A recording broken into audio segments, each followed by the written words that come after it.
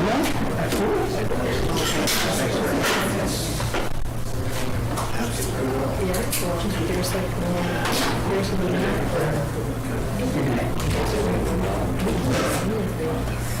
Yeah, good luck. All right, with that. The call to order the special meeting of the Common Council City of New York, August 11, 2022. And if the clerk would call the roll.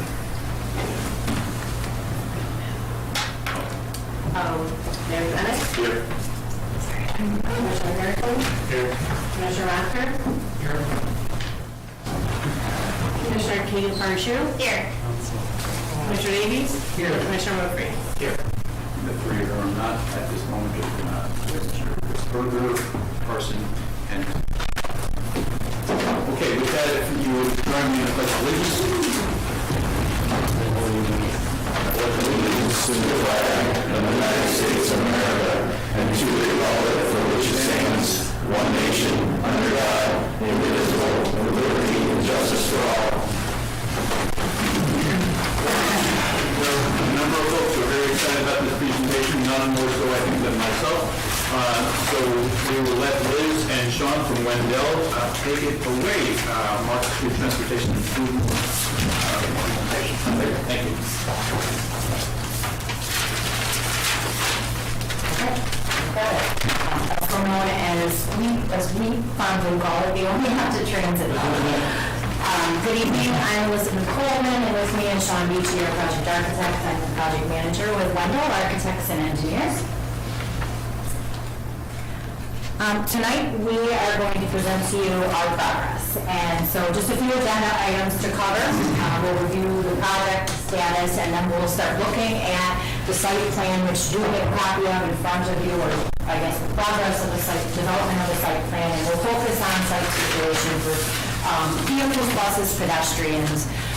We'll also review the transit center building plan thus far, as well as parking garage improvements, streetscape improvements, some images from the preliminary design so far, and then we'll touch on some solar information and research. We'll wrap up with talking about how this spurs future development, and we'll talk about some next steps and schedule.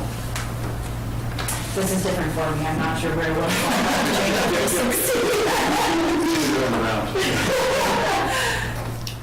Okay, so a couple of years ago, our Wendell team was actually retained to do the conceptual planning study for this project. And what you see on the screen came out of that report, and it was published in the RFQ earlier this year, which we responded to, and we were successfully awarded. So this is the concept and the basis for the project moving forward. And this will just serve as a refresher as we work through the rest of the information and updates tonight.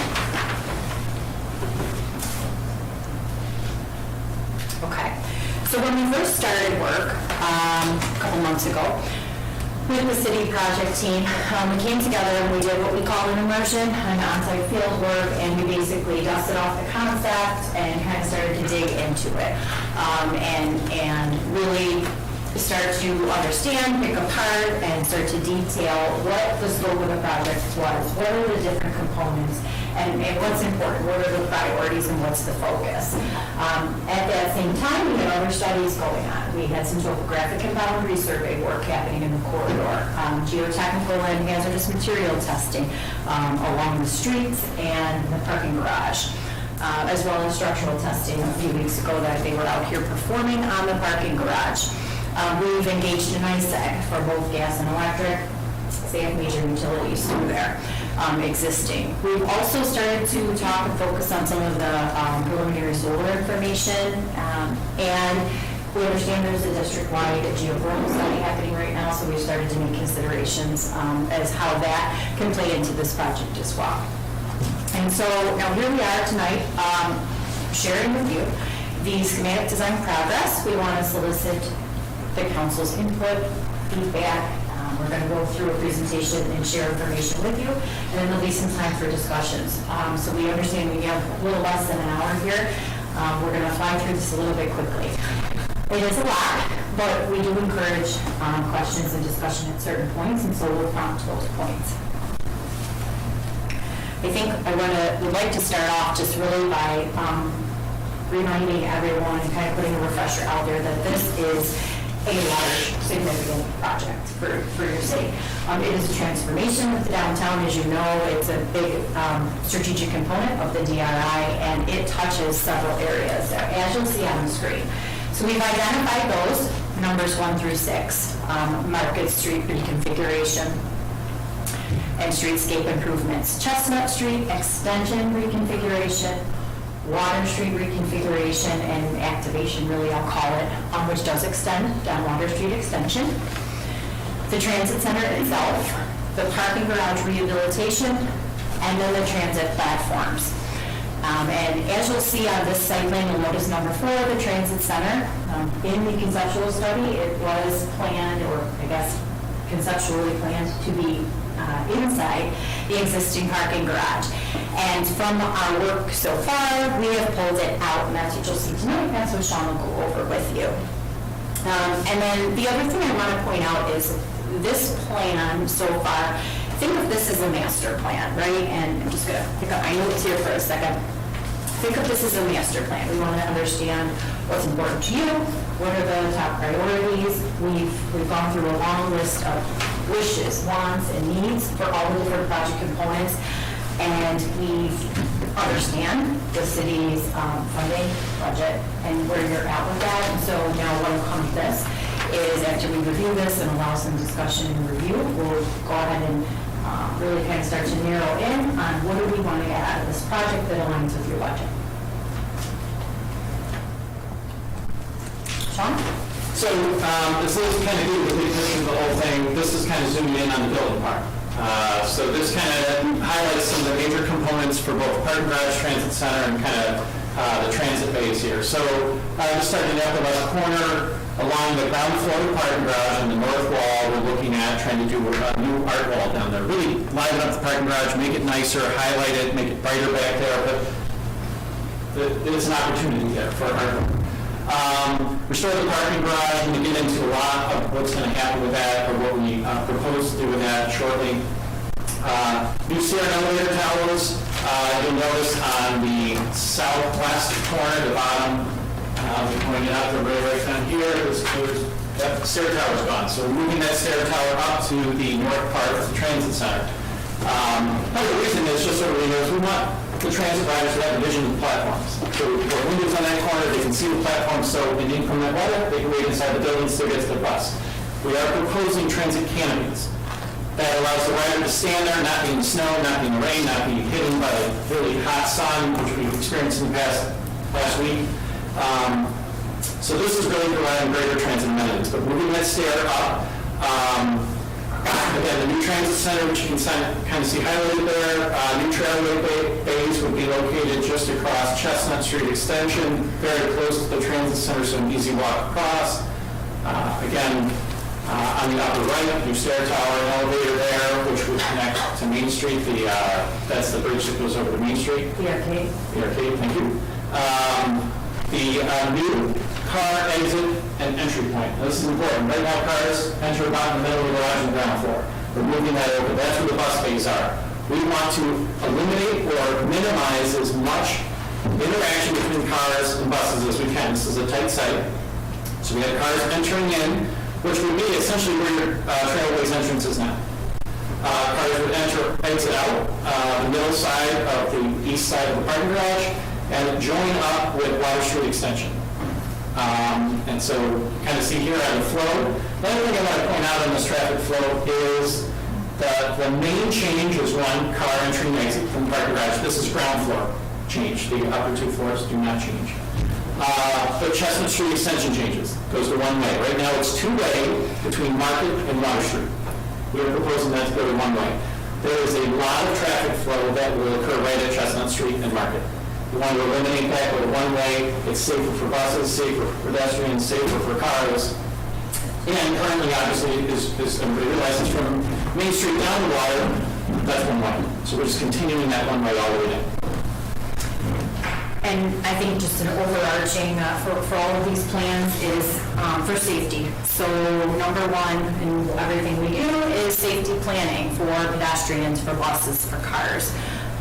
And so that's part of the reason we are proposing a one-way from north to south down Chestnut. And just real quick, can I touch on parking? Sure. So parking here, we are adding and dedicated spaces to along Market Street corridor. We are removing, since the building's coming out of the west side of the garage, we are taking, I guess relocating, we'll call it, a few spots that are on Chestnut Street to Main Street, where your current transit hub is and where your buses queue. And since those will be relocated to your bus bays, that frees up some parking for you on Main Street. And as far as the garage goes, 430 spaces I think now, and you will have close to that. With restriping and the new entry and exit from the ground floor may alter that number a little bit, but generally we're remaining about in the same ballpark. So the pedestrian flow, again, a lot remains the same, right? Not much of a change between now and what we're proposing. One thing I want to point out that's very important are the new raised pedestrian crosswalks at mid-blocks. We really want to make this a pedestrian corridor. This is proposed to be like a new entertainment corridor, promote development. So again, those mid-block crossings are really important. It's going to prevent people from jaywalking, walking a little bit of place to get across. Again, we're doing that, and that would also have, what's the term for it, Liz? Oh, sure, rapid flashing beacon. Thank you, rapid flashing beacons at them, again, to slow down traffic. Again, this is meant to slow down traffic, increase pedestrian traffic here, make it a friendlier space to be. And you can see the continued pedestrian flow through the Market Arcade, but also making it more of a lively, engaged passageway from Mullen Plaza around the back of those buildings to Water Street. Yeah, that is one important thing. The reopening of that Mullen Plaza passageway and up, that is being worked on right now to be redone. So again, you see that kind of looping around. Again, we'll talk about some of the activations of that passageway over the other plaza. Just to go over the bus movements a little bit here, just so everybody kind of understands what's going on. I have 3 different colors. It's just showing circulation of buses. So buses currently from the city come from both east and west. So they have to be able to get into this area from coming from both directions. So you'll see we have the yellow and green kind of show a turnaround. They're coming from the west to the east and kind of looping back around. That's important, obviously, because they've got to be able to get into those bays. So that is our turning movement to get in there. It's been, again, tested, checked. It's safe. We think have a lot of opportunity to see the drivers on the left side of the bus. So as they come out onto Market, they're looking over, they're seeing oncoming traffic. The important thing on this is all buses go west after they're done. So they're all pointing in the same direction, the right direction, and they come out. Again, we've looked at this and all of these, I just want everybody to understand, we test all these movements. Buses are big. They take a lot of space to move. So we test everyone, make sure, and then as Liz said, we make sure it's safe. We've got to minimize movements, interactions between buses and pedestrians. One thing I want to point out that's really important here is you kind of see this connection between the island with the 2 buses and the 4 buses here. That's a raised area. That's up at curb height, so it's 6 inches up. It has tapered areas on either side that's meant to slow traffic.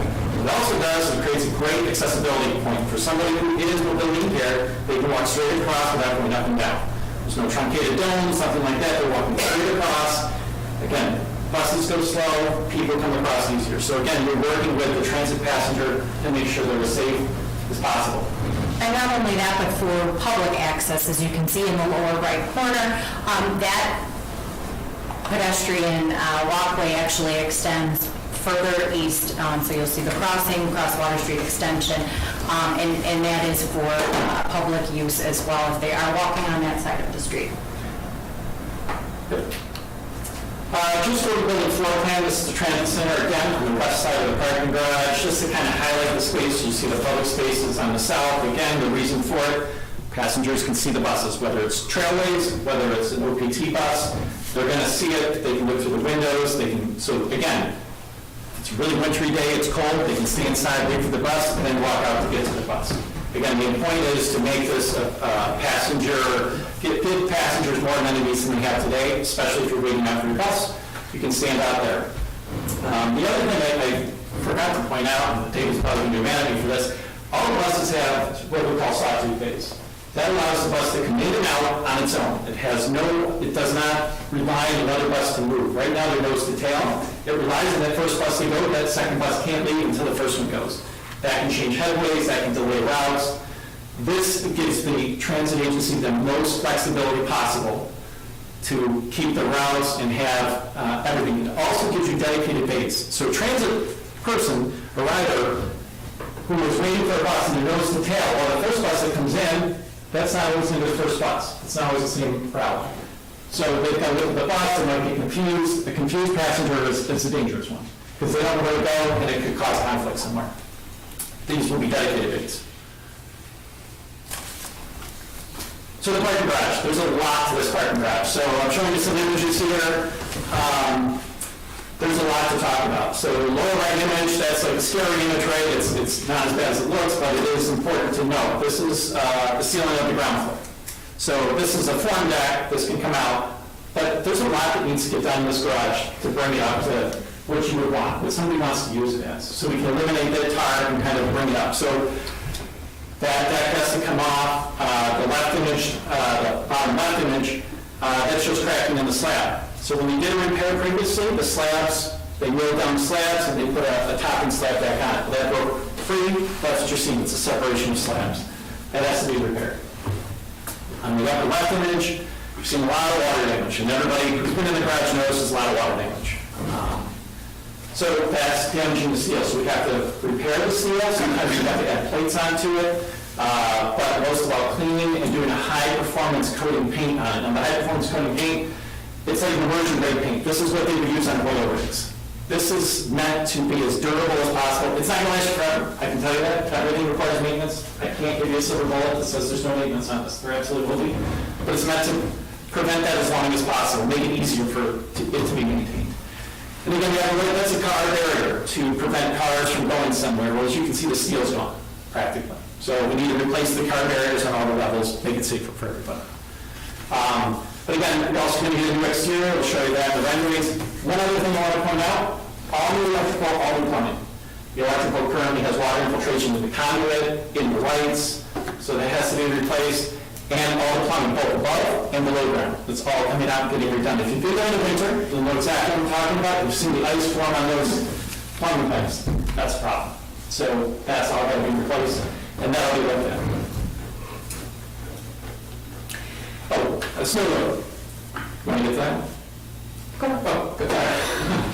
So the current New York State code is designed for 62 pounds per square foot on the upper level. That includes snow and parking, that's live road, that road. What the current design is, we're saying it's 42, that's an engineering judgment. There's a lot of factors into that. It's not saying it's not safe, but we're telling you, in the winter, we wouldn't park up there. One, it's going to save you cost because you've got to plow. There are ways to do it, but current methods of using salt is going to deteriorate it as quickly as it does now. The salt is bad no matter what we use. So we have methods for that. We have a whole plan that we've talked to the city about so far. But again, what we would say is, in the winter, don't park up there. Save your money, have your city plow other things. Don't worry about that until the snow goes away. There is enough parking per the study that we've had on the lower two levels to accommodate that. Again, there's options we have on that. I'm sure there's going to be a lot of discussion on this one, but that's our recommendation right now.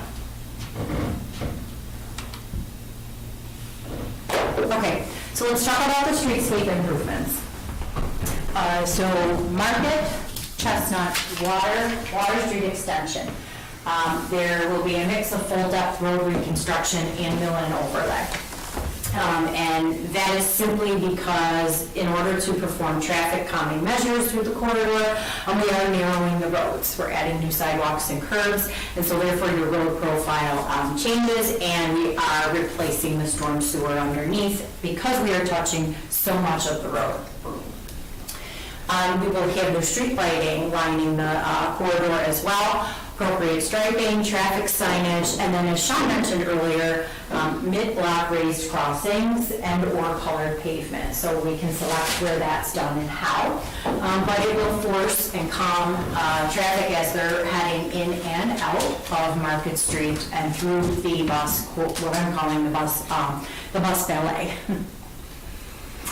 Up on Water Street, those are really more minor improvements, and that is intended to be a space that's activated for more of a pedestrian pathway. So it's a space where you can visualize having farmers markets or maybe some live music outside with some vendors and things like that.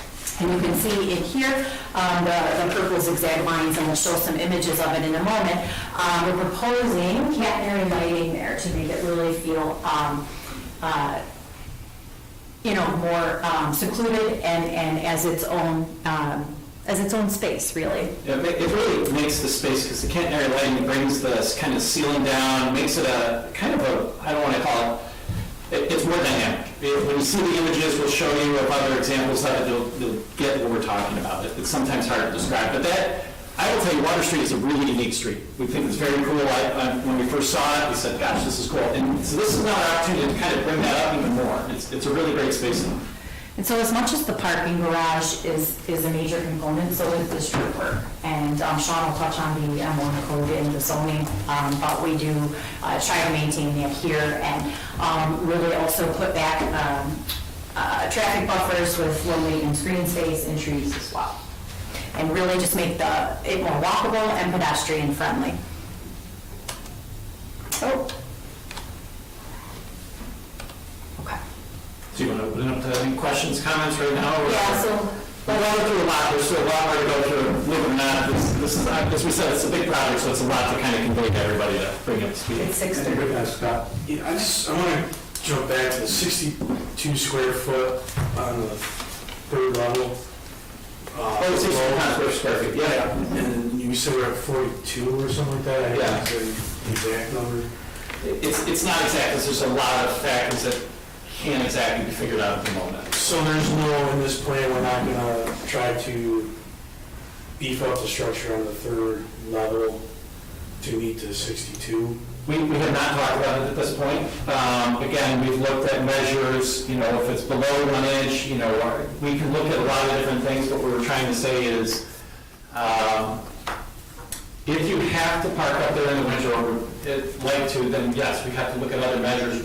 How much snow load is beyond the point where you can say, okay, let's not park up there. Is it beyond 1 inch? Is it beyond a foot? We have to look at all of that, have our engineers do it. But what we looked at was, if you continue to use salt, you're going to get deterioration like you currently do. Many people use calcium chloride treatments to a certain point. They use rubber plows or rubber-bladed plows instead of metal to prevent some of the further damage. This is some of our clients that we talk to who manage parking garages and other when there's cities that have a lot of snowfall. But again, in looking at it, it's a choice. If you want to try to beef up the structure or do things like that, we have to take a further look at it. We were trying to say, how can we manage this over a long period of time? Which also comes with a cost, right, to do that, if it doesn't exist right now. What we are not saying you cannot park up there, but what we are saying is, in order to park up there with snow load on it, you can only have so many spaces, and you may need to remove a certain amount of snow, depending on how much you get up there. Which is typical for open top levels of a parking garage. And I understand that I think this past winter, or maybe in the winter, you shuttle people as well if they don't, if you do not park up there. And I think the other thing to mention as well is that there is ample parking there right now. You have over 400 spaces. They are not even at some of your busiest times right now. The garage is not utilized at full capacity. However, part of what we're doing here is to increase bringing people down here, and by putting the transit hub here, increasing people flow through. So we do understand that as well. Any other questions from the council? Not a question, I guess two concerns, and I just feel like I need to raise them. One, the fact that the trailways buses would be parked in front of the yet to be determined lot there. I guess that's a concern because we don't yet know what's going in there, and I would not want to have trailway buses and there be something that is, that developers might not be interested in. So I'd really like to see those buses within the footprint of what we've got. And, I don't know, Dave probably has a better understanding about how many OPT we have at any point, but it just seems like that's, I would rather not go in that direction. And the other one is minor point, but I really look at the sight line coming out of Chestnut, past that first bus on the left. It just looks like it's a tough sight line, and that would, that requires me pretty far out there in the intersection for to see past that end of that bus. But maybe you thought about that. Sure. I just wanted to tag on to that. That was my concern as well, especially if we're gonna allow left-hand turns off of Chestnut Yep. Street beyond the buses. That looks terrifying. So, can I? So we did look at that conceptually, and that's part of the reason that we're bumping out the curbs. So we're on across from the station, or the transit hub right now, where you see the trailways buses, the curb is purposefully built out that way. What traffic would do is it would stop on Chestnut at before the crossing, and then it would creep up. However, in detailed design, we can certainly take a closer look. Again, this is just progress, but I think it warrants, as safety is our priority, it warrants a closer look, and perhaps there is, you only allow right turns, or there is some signaling there for cars coming out of Chestnut. Can I ask a silly follow-up question? Sure. If traffic exiting the garage is coming out to the east end of the structure, is there any need for through traffic on Chestnut Street? I mean, theoretically, couldn't that just be feeder for the garage that would go around to the exit on the east? So it would be A loop. It would be a loop around the garage rather than having people Traffic turn coming left off Main Chestnut. Street and go through Chestnut down to Market Street. I think it's an option. I know buses have to use it. I know that from some of their routes, so, I mean, a bus doing the whole thing is one thing. A bus does have to come down and do this, because they do run that route. If they went a different way, their headways would increase significantly. And when David could talk about this, we did look at that. You looked at this left turn off of Main Street in front of the Public Safety Building to get them down there? I mean, could they just continue down Main Street, take the left at the light, and then come down Market and turn around instead of taking Chestnut Street Extension? Did you guys look at that? Yes, we looked at that. Okay. What it does is it extends the time. Uh-huh. You look at the time that you're sitting at those two lights, it's significant, believe it or not. Yeah. As you know, if you go through there. And that is a tight turn. Turning left in front of the public safety building. Gotcha. I mean, is it tighter, realistically, is it tighter than turning down Chestnut Street Extension? According to Sean and his turn radiuses, it's not. Okay. Another consideration, delivery trucks, garbage trucks, they can't go under the walk bridge, as we all know. So they have to back out, come back down. Some of them, so that's a. Okay, that's a good option. Yeah. Well, if I can respond, Kate, I hear you. I think that it seems like it's a solution, but I'd be nervous about taking another super block that we have, where we used to have. Gotcha. So we're trying to correct that problem, so we want to recreate it over here. Gotcha. Okay. Pedestrian traffic coming from the parking garage over at Foothills, because right now we get told that it's hard to, when Foothills is, trying to build itself up to be a major, within the community. I kind of look at this, so if you park in the parking garage, if I go in, I guess I'm confused, how the heck do I get out of there and to get to the, because you got one foot way over here, and then one way over there, and then I have to come all the way back down to get to the Foothills. Is this an okay slide for you?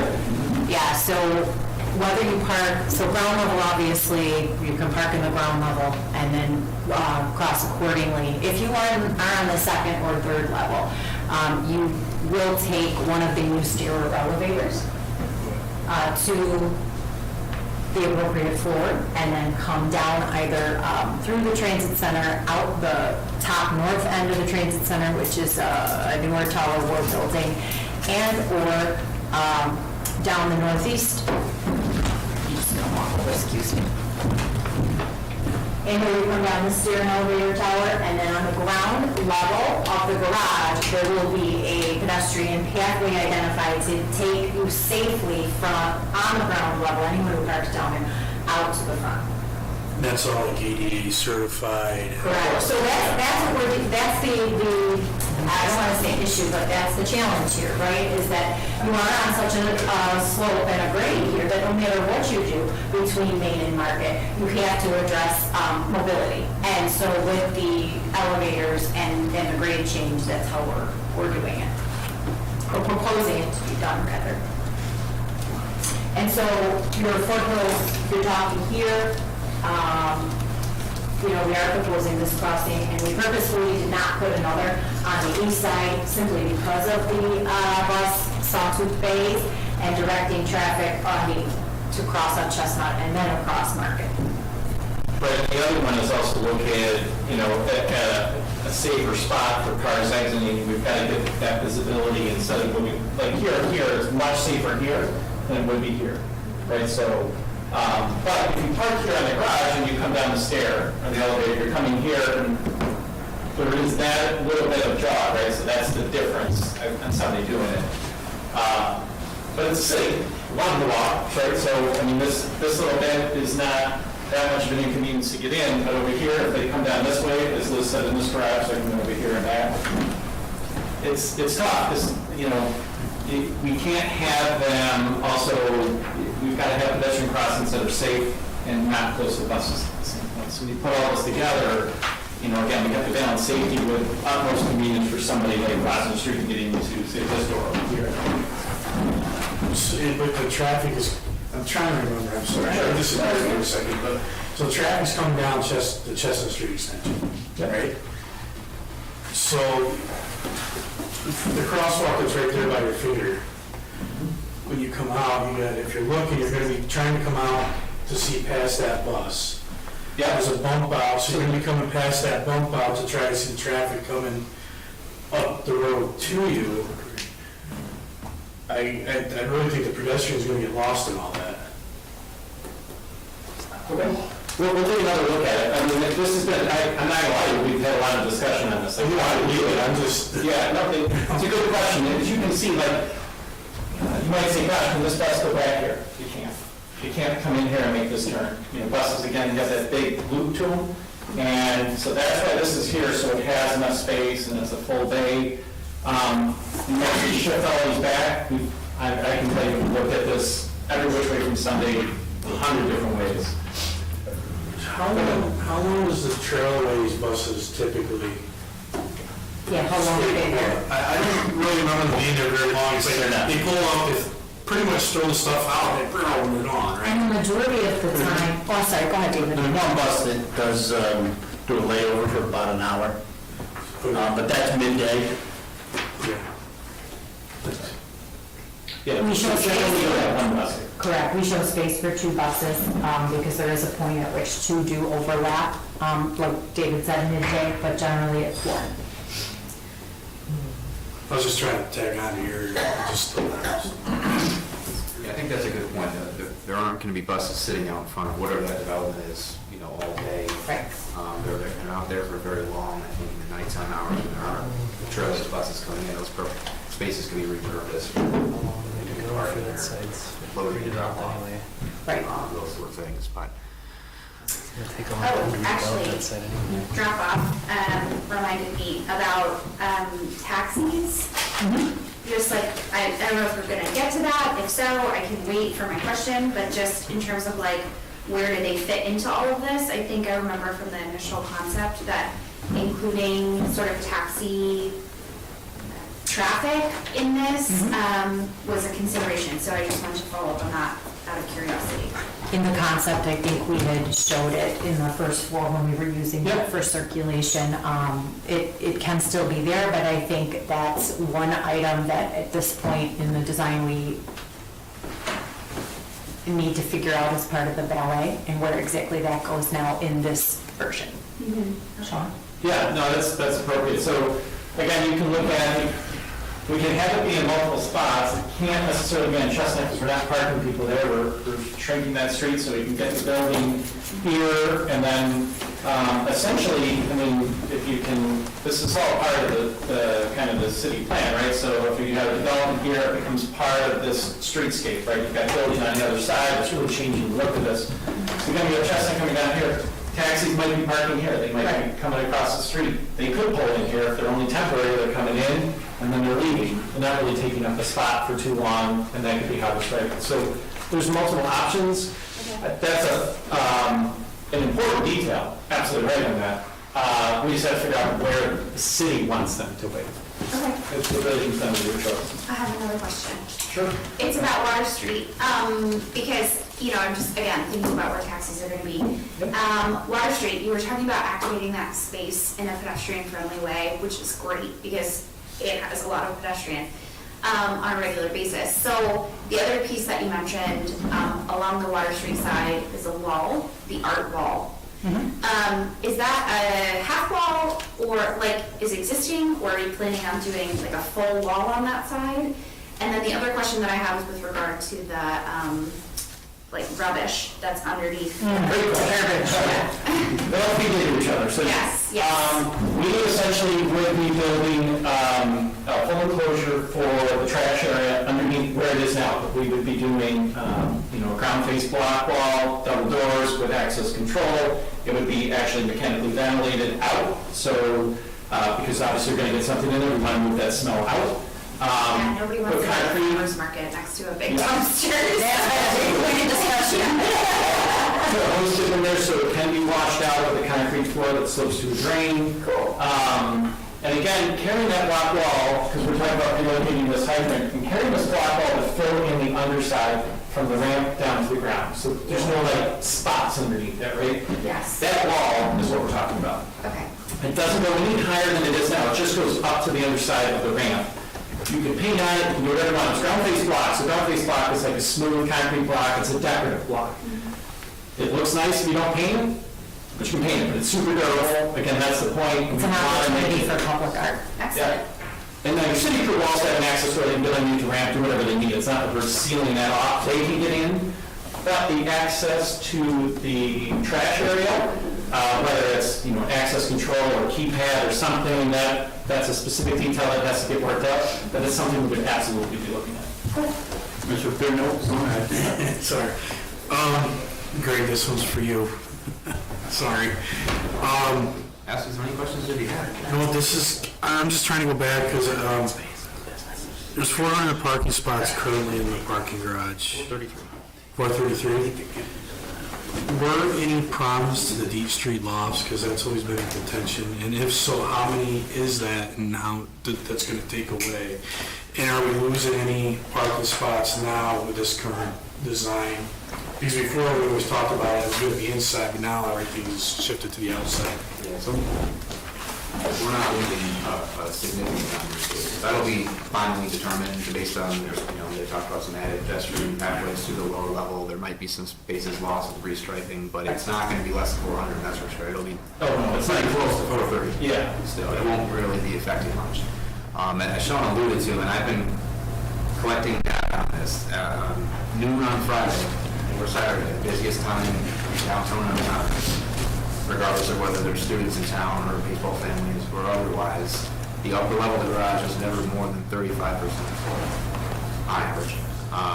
Middle level 60% max on average, lower level 15%. So there's never more than around 160 to 180 spaces occupied on the busiest time of the day at our parking garage. During nice weather, unless there's a major event or something that is so there's plenty of capacity there, even if we did lose a few spaces, but we're not losing too many. Which is part of the reason for moving the building outside, Right. so you didn't lose on it. Right, and then Kearney, so there's no agreement now, but we've talked conceptually about starting a parking permit program where residents, not just for Kearney's building, but for any downtown resident, might be able to purchase a permit to park in probably the lower level of parking garage, the most underutilized or least utilized area of the garage now. So it would have an impact, it would increase that usage, but certainly not 100 spaces. Also, it's good to keep in mind, right now, under construction, the lofts have eliminated that southern portion of the D slot entirely. We'll gain another 54, I think, spaces back when that's done. And even during construction, the north part of the D slot always has 40 or more spaces available. So through evidence counting by yours truly,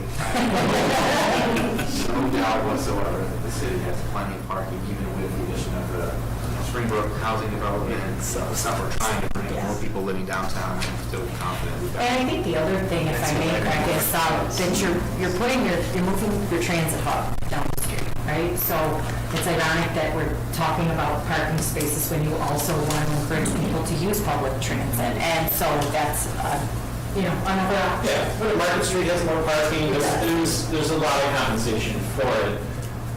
Again, hopefully people say, wow, this is really amenities, I'm taking the bus down there and doing that, it's a great spot, that's what we hope. And we'll let you show a slide and prove that point later. So if there are no more questions or comments, we'll let you push on. Thank you. So I just want to, we're going to go over some renderings now. Again, what I want to point out is these are preliminary renderings. We haven't got a lot of feedback on it. From our city, we have not from you. We expect comments. It may change. We fully expect it. My feelings if you don't like it. So if you want comments. So this existing view right now from Chestnut Street Extension Market. The next one. This is the proposed view. You can see the transit center down there, how it's blocking the garage. Just above center on the garage, you'll see a piece of artwork we're showing up there, potential artwork location, and I'll explain how that'll work later. To the left side, you're seeing the new stair and elevator tower for the parking garage and transit center.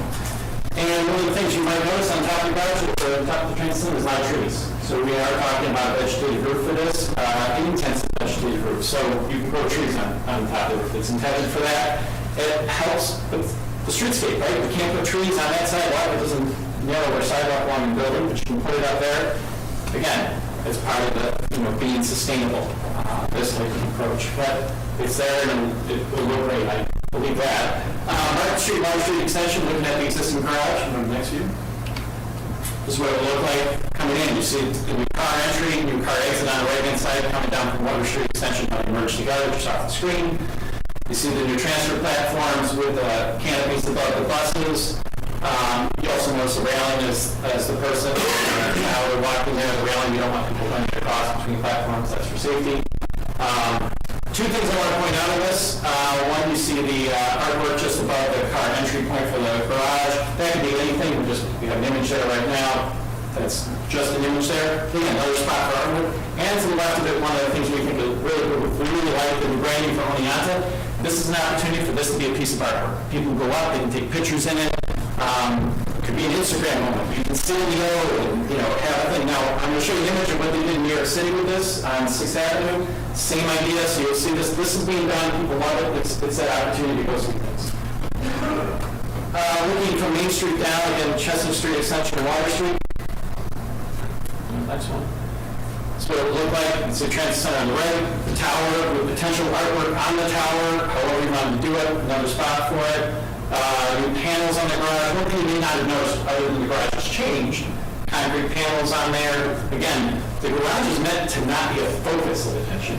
It's supposed to look nice, but we don't want everybody saying, wow, look at that parking garage. So that's why it has opportunities for panels and artwork, things like that. The other thing on the left-hand side, you'll see the Catenary Lighting that Liz talked about earlier over Water Street. So it's just lights hanging down that kind of come over. Again, cabling changes the whole look of that street coming across. But again, you can see the difference between the before and after. Talk about green roof. These are just some examples. Again, I put the rendering on the left-hand side, but whether it's low vegetation or high vegetation, obviously, you always have a mixture of both, but these are green roof examples. This is a vegetated roof. Yes. Are there plans at the moment to have that accessible to the public, or is it more from the street view? Good question. We actually got that asset. That is something we have to work out. If you have it accessible to the public, then we got to have higher guardrails. How do we monitor it? What do we do on things like that? So there's more complications to it. You'll be able to see it from the parking garage, you'll be able to see it walking on Main Street. One thing is you're not looking at a roof, now you're looking at vegetation, like a garden on top of something. So what is accessed by the public, that's a whole accessibility issue that we have to get into. If I would say from an architect standpoint, I'd say no, okay. But we can look at it if that's absolutely required, we can take a look at it. So high-performance concrete panels, again, these are thin pieces of concrete, but they're cast in there. You can hit them with a baseball bat. Like, they are durable, they're meant to be strong, they're meant to take abuse. They're also meant to, in my opinion at times, just be a background element. So that's what we're looking for. That's why we have opportunities for artwork on the garage. You can paint them, you can do whatever you want to. You can put vinyl applications out if you want to, like, do signage on one time and peel it off. I can do it, it's not a problem. So these are just some examples of it, but you can see how it kind of goes with brick. ME1 district, we're downtown. ME1 district talks about mixed use, a lot of different things for it. It also talks, I see one of the bottom two bullets, the top bullet, 2 stories, like a 2-story building in the downtown district. Totally understand that. Your program only needs 1 story. You're not just adding stories just to add it right now. But if we decided to, I want to be clear on this, this is not something we designed on the upper floors. This is, we were asked to kind of say, what would the massing look like if we did a 4-story building? So we took up the walls, we put some windows in it, and that's why the notes in the bottom, we have not come through the design process. You might say, where's the corners? I don't know, we haven't even looked at it yet. It's just, this is, if the council said, look, we want you to do a bigger building, we want to have this as leasable space. You know, it was part of the transit program and being able to lease it out or do something, this is how it could look. But again, this is a 4-story building, you know, the next image. This gives you a scale. You can say we want 2, we want 3, yes. This is just an idea. This fits into the scale of Main Street. Coming down, this fits into that scale.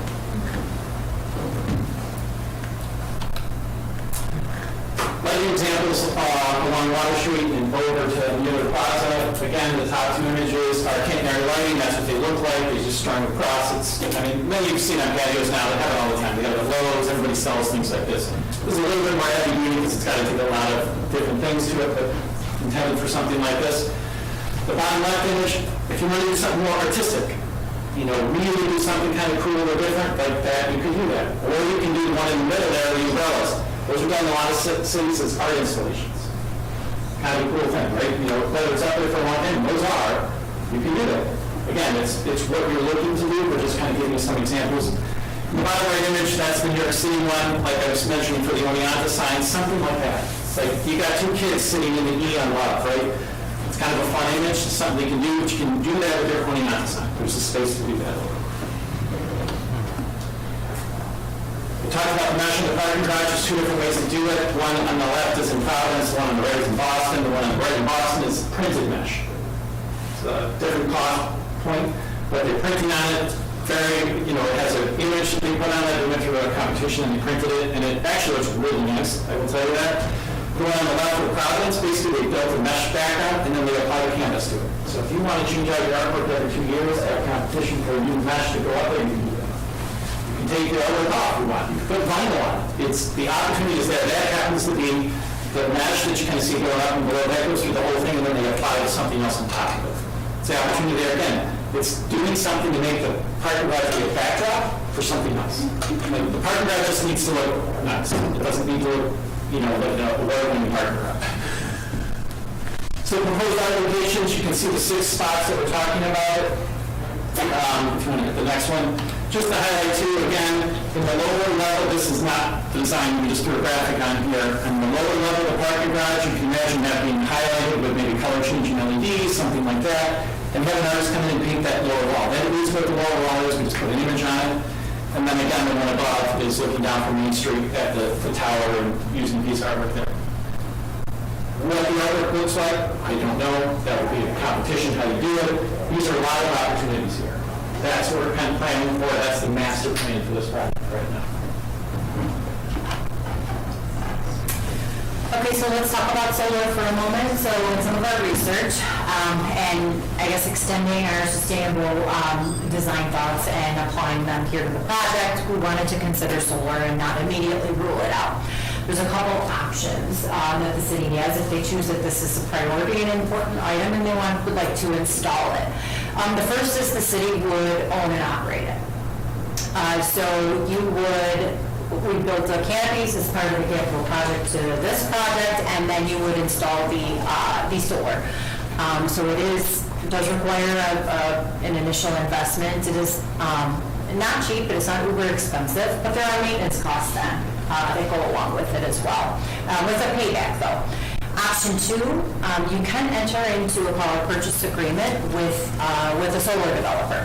They would own it, maintain it, and provide it. They would build it for you.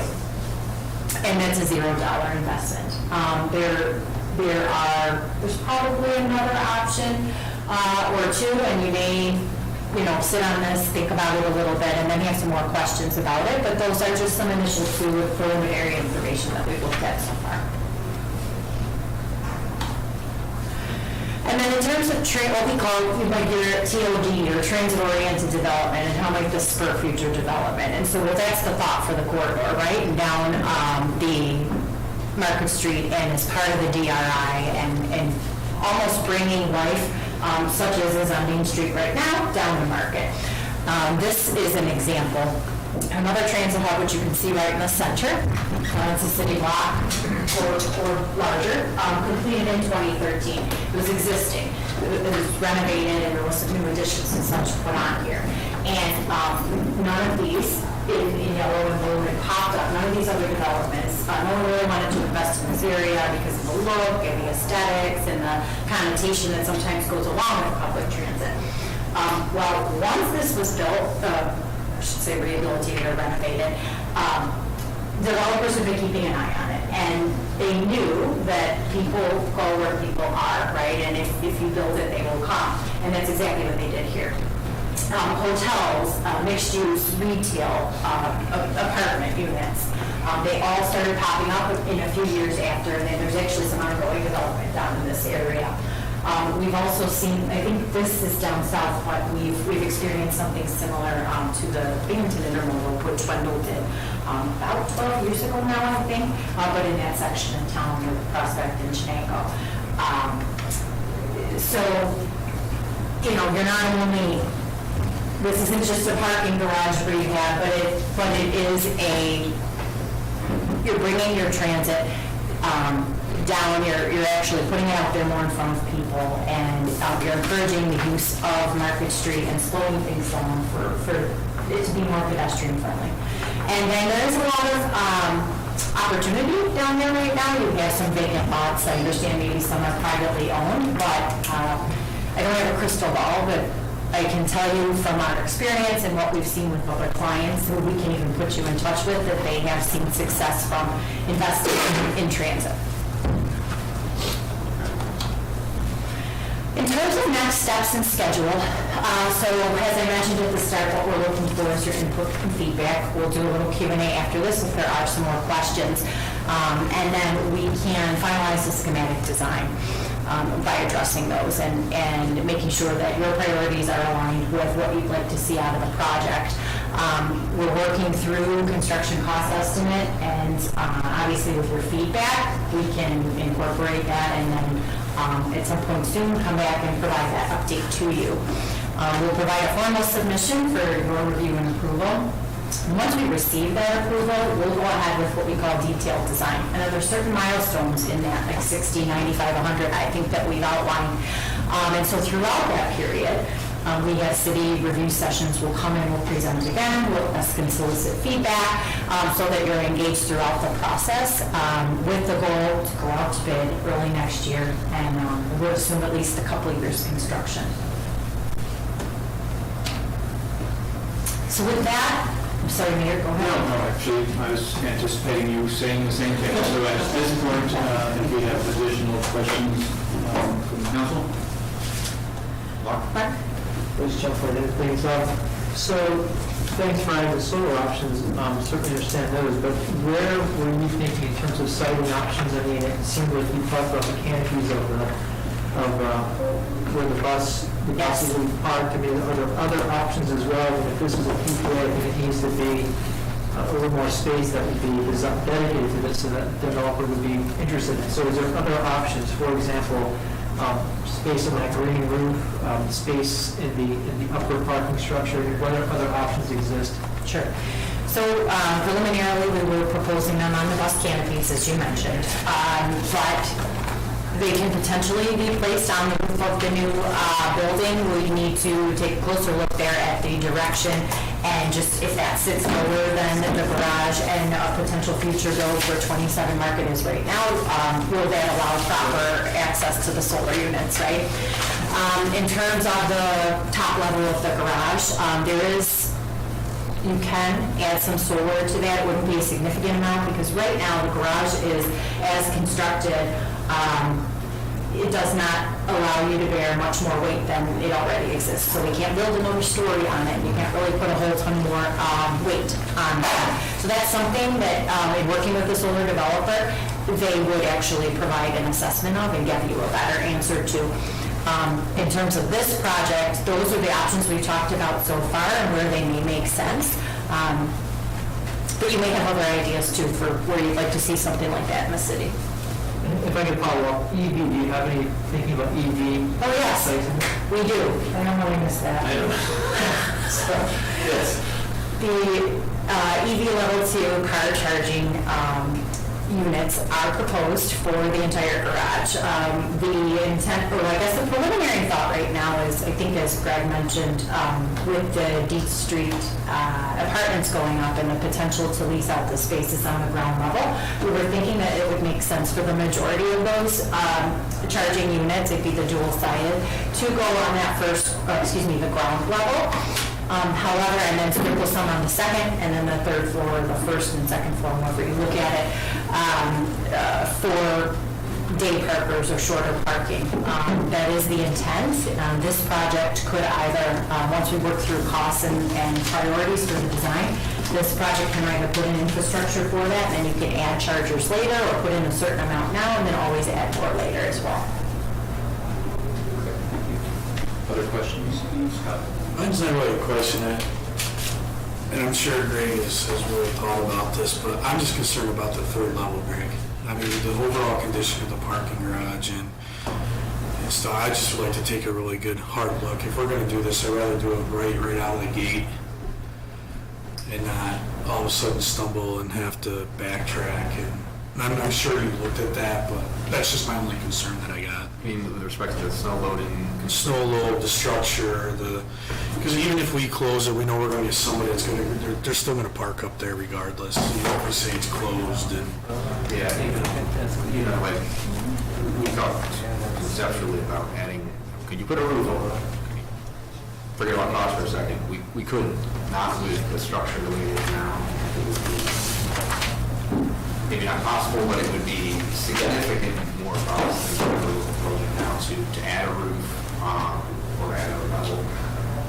The salt on the structure is what, you know, has obviously killed it now. You see the water infiltration combined with the salt and rust that results.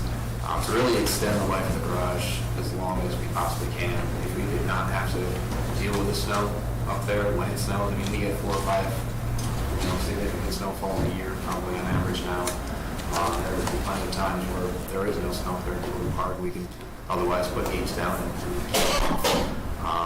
so I share your concern. We certainly don't want to limit ourselves too much, but all things considered, I don't think that's necessarily a deal breaker for the city from my perspective. Obviously it snows up there now. We deal with it, we remove it as needed. We could continue doing that. Maybe we'll put stricter guidelines as to where we're placing the snow in the meantime, as far as where we're piling it in certain areas we don't want to overload. But that's something more we can look at as we go forward. Your concerns are good. I figured you had the same concern. I just wanted to, but thanks, I appreciate it. Other comments, questions? So Greg, can I turn it over to you for, where are we in terms of what our timeline is and next steps, and maybe most specifically what are the next steps? So, based on the feedback tonight, and certainly we can keep talking, if there's anything that really stood out to you tonight that absolutely you want that, or maybe this is a higher priority than that, we'll take that, we'll go back, refine. We've got some feedback already, and I think we'll continue working on a cost estimate, bring the design along a little further, and then come back and have another discussion.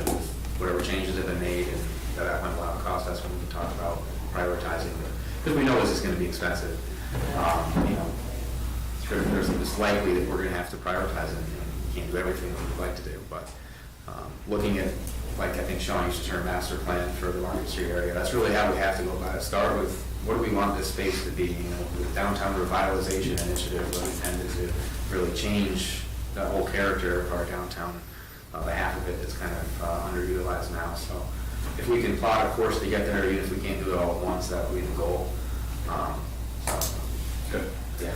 All right, so what I'd like to do is invite the council and the community to send any correspondences they may have in terms of thoughts on the subject. You can send them to me, or to Greg, mayor@oneonta.my.us, and we'll look at all of those. Okay? Folks, yes, I shouldn't do that, but you just did that to me. Make an exception really quickly. Well, you could, I mean, wearing my state hat, you could, but I was just going to ask that if the presentation's going to be put on the city website, if you're going to be soliciting public comment, it'd be reasonable to put it on the city website. Yes, I'm sure we can do that. That's all I was going to say. All right, so with that, I want to thank you very much, Liz and Sean, for very interesting and comprehensive presentation. We will be certainly looking forward to working with you. And, those comments, again, send them to me, I'll share them with Greg, vice versa, and we'll continue this discussion. Thank you very much. Thank you for having us. Thanks, guys.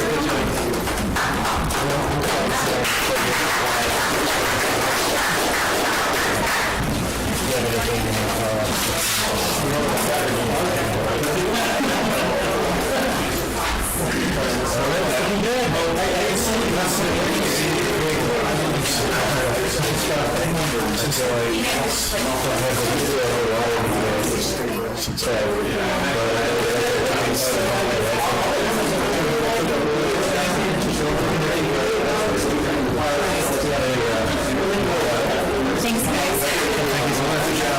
Great job. It's exciting. Yeah, it is exciting. I was just going to point out that there were parking minimums one time. And with our new form, basically, we eliminated those. And then every new development's required to have a transportation and circulation plan. So, Site plan approval? yes, yeah, so we have a race.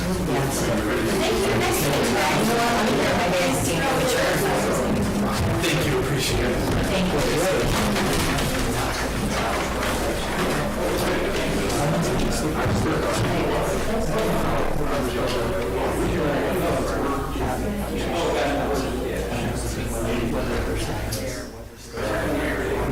Not bad, you guys. We started about 10 minutes late. Still running about 10 minutes late. Pretty good.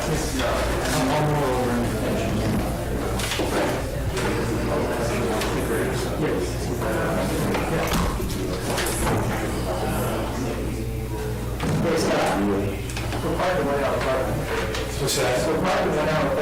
Yeah, I know. I hope you don't get a ticket. Is that like you would call and have you guys ticket? Mission or violation? Duly noted. On YouTube, all the like, see. Mark Davey stole my truck.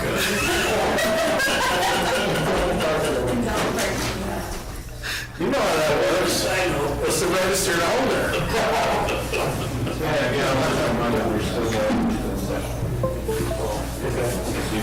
Scott.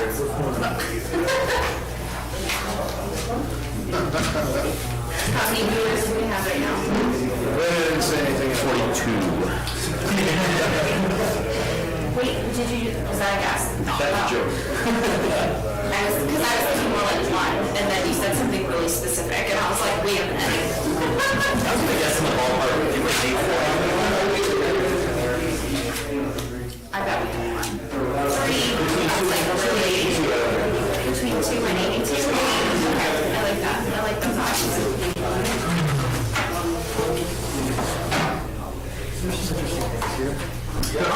Yes.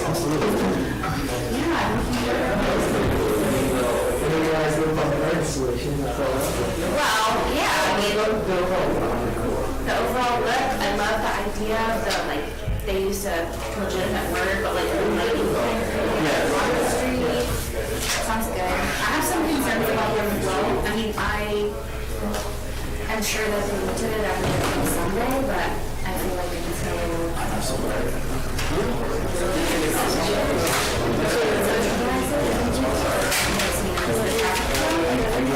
even just that wording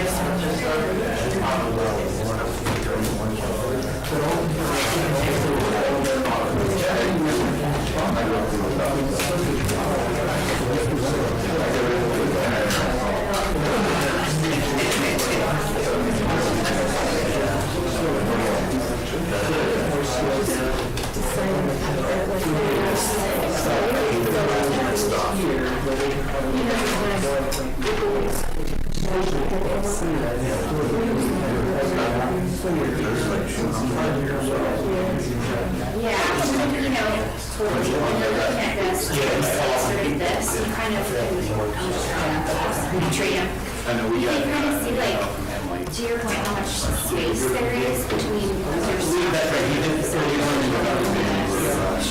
to be like a lot of space to breathe, which feels like, when you're thinking about it, you're already halfway through the intersection, but if traffic is only moving out here, then you really do have all this sort of free space to sort of creep out, be able to see.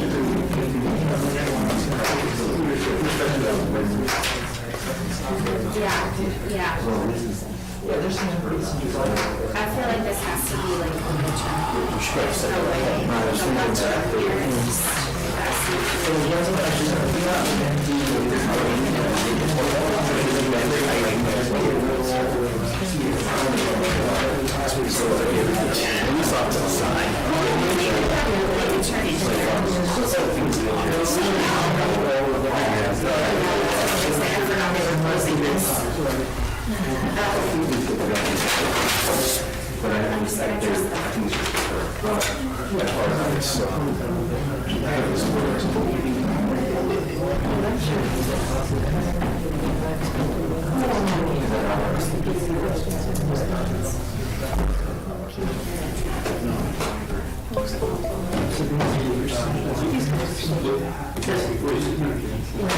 the back of that bus, that's a good point. That is tricky. People are actually, if there's people who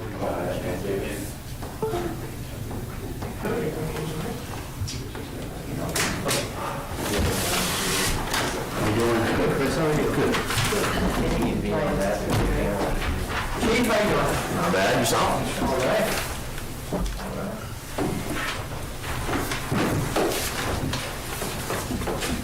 All prepared for next week? What's that? All prepared for next week? Oh, no. It's been crazy. Yeah. So a lot of people signed up? Oh, from that standpoint, I thought you were saying school-wise. So, my mind is on work.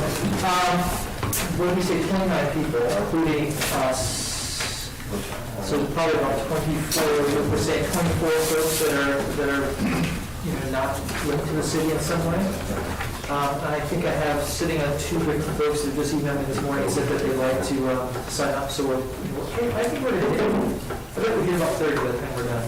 That doesn't include us. That's good. I canceled my panel meeting for today so that we got some field trip. So I'm hoping that a whole bunch of people, instead of going today, will come next week. Excellent. So. Good. Well, I'm looking forward to it. I invited myself to it. Yeah, great. Yeah, it'll help me to know what you guys are working on and to listen. Well, it's going to help us to listen to everyone as well. There's a lot to learn here. Good thing Luke's going to facilitate the whole thing. He said something to laugh at. That's not the way I remember it. I thought it was going to be a joint effort.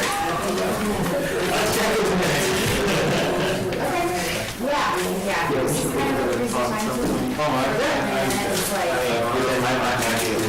I'm just, Yeah. no, I don't, and I think it would be more.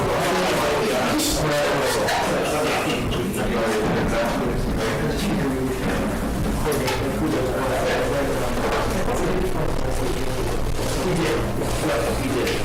And you can go through that part. Keep checking on it. Firefighter permit. Any solar or the next? And then maybe you would put out like a stage there, There was tons of money, so hopefully it'll be around the 8 we get in. It seems like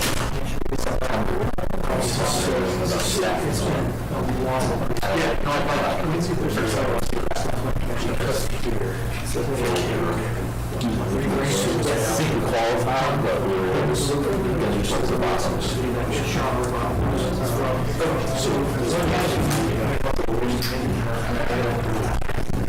touch base with the mayor real quick.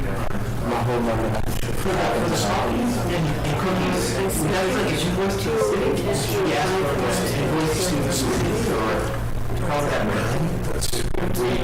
If we know the amount's true, then we got to know. for 10 minutes.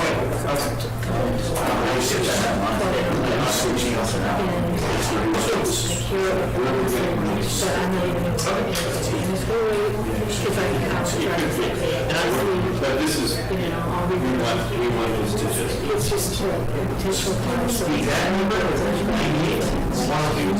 Something like that, like for people. Yeah, I understand.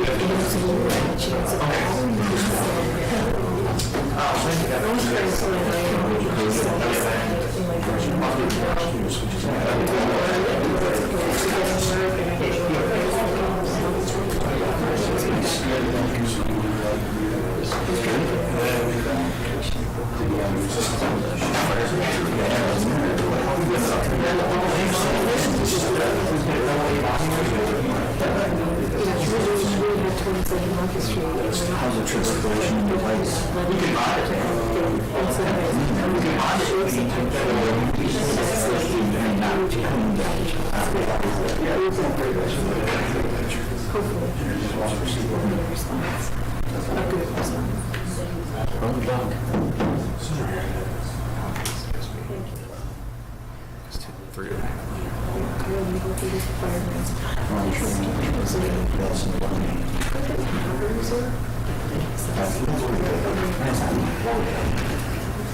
This is nice because it's just we dropped it. The first time I saw it, I want to say $2 million.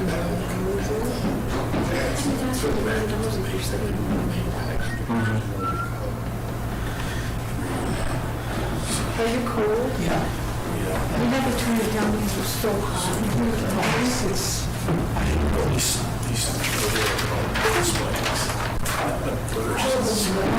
I'm glad that you guys were able to finally get the replacements and get those fixed repaired. We got called the open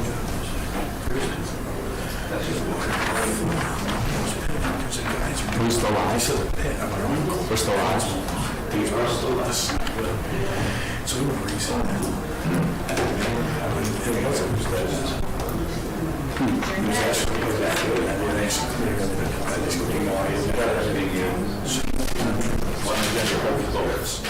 So we roll with it. This is a nice time if you're at home